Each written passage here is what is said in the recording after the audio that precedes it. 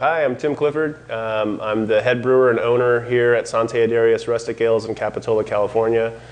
We believe that we're putting out beer that is worth buying, worth getting excited about. Rather than adding grist to the water, or at the same time, which happens in normal breweries, we have the grain and then pump underneath with the water.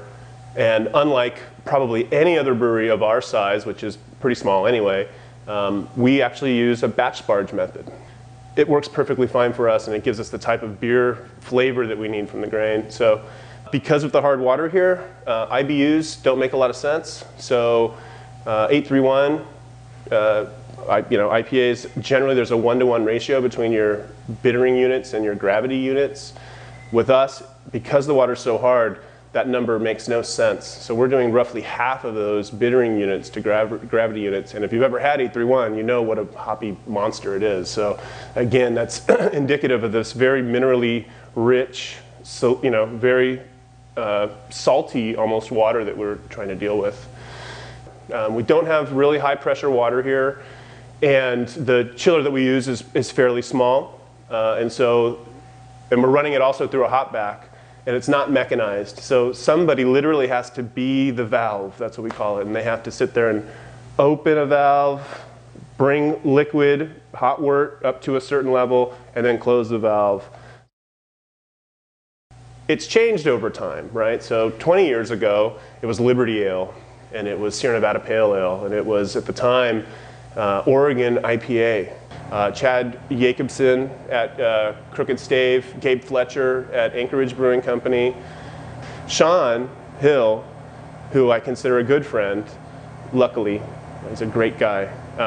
He just makes perfect beer.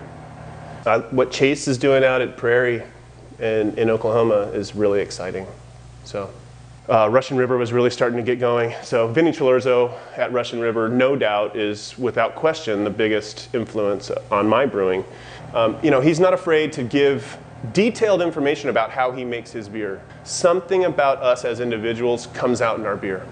Indeed, like with one of our more successful beers, probably my favorite beer that we make, Saison Bernice, literally on the label we tell people that the yeast inside is good to go, please use it, make your own. We encourage you to. So we're not trying to hide behind any kind of proprietary secrets.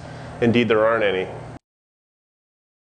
Ultimately, we rely on our palates. At the end of the day, we're relying on how we taste the beer and what do we think. So I'm very lucky in that I believe that I have a pretty refined palate. My wife, Adair, has just a perfect palate. She's absolutely our secret weapon. Jason Hansen, who's kind of my right-hand man, the other major brewer here at SANTE ADARIUS, we're tasting. It's not a bad gig if you can get it. We're using such rudimentary equipment here at SANTE ADARIUS. It's what we can afford. It's what we know. We gravity feed the wort from essentially a 110-gallon bottling bucket for all you home brewers out there. We are running it through a 3-spout gravity fed filler. One person's manning that. It goes to the next guy who is capping. And then he rinses the bottle so that we have a clean product. Somebody else is wiping it down. And then we manually put on each label with a manual roller. It's very labor intensive. It takes all day. That's again what we know, and it's what we have at our disposal.